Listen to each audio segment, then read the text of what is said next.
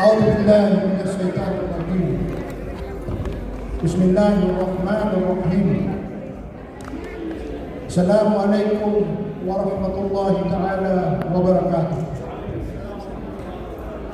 Good evening to each and everyone who are here in this momentous event.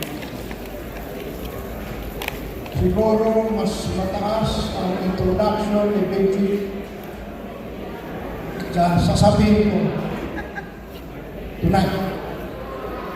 Si Benji ay isang Pilipino na dapat toleran dahil hindi ko kayang isipin paano mo na po ang lupa. So therefore, his far excellent, his talent is far masipag sa trabaho. So therefore, once again, thank you very much and congratulations to all of you and congratulations to the overseas Filipino workers in Eastern Region. Maraming salamat.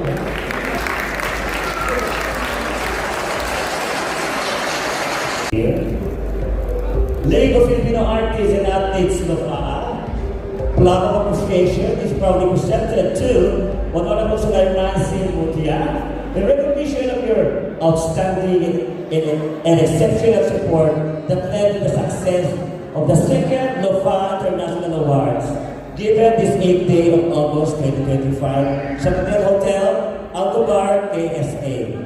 Signed, Benji Otencio, President, Founder, LOFAA.